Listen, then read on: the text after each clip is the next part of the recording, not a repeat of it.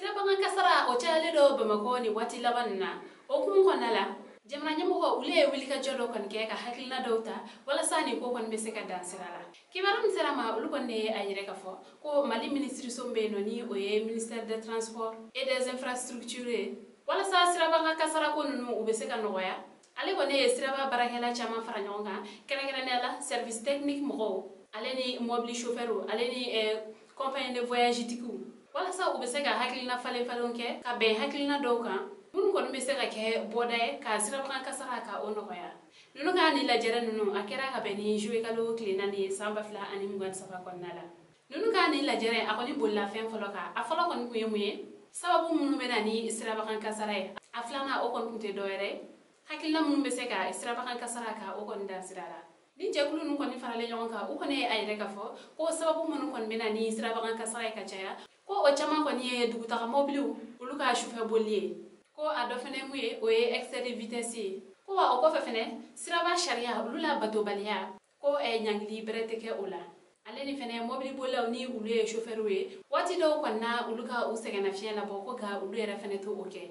ko ado fene era fene surcharger non so ni mo ngwa kanga do mobile ko nala ko e mo ngwa ni nani ulu beta do o mobile ko nala ko ale ni fene ayre la fene ka boko e chauffeur chama kon be no ko ulu be nyana min feunta ko ni bela jele ko ni sababu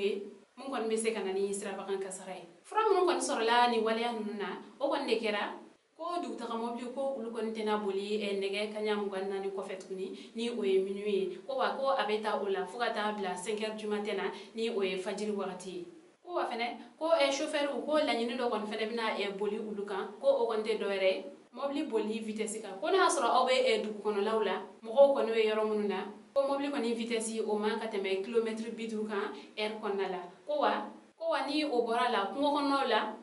ko abe se ka boli kilometre bi kono to kon nala ko wa o ko fe sanga ni sanga abe la ni e mobile bola kon fe ni o e chauffeur we o kon kata kene aso kon na kata uga kene ya chuga ya laje ko wa fene o ko fe service technique o kon kan ke watim na ko o era kon fene ka la kolosi ale ni kuna funia ale ni katoka formation kon ke mobile bola kuna ni o chauffeur we wala sa chuga na nunu bela jeli kon ni kuna fulia le mi se kato siraba kambolila ni ka se ka dugude ka ulu kon la kanda ministre so ale kon e ayere ka fo ko fera bela jeli kon be na sigi senka wala sa ben kam mun kon sorola uni nyogon cheni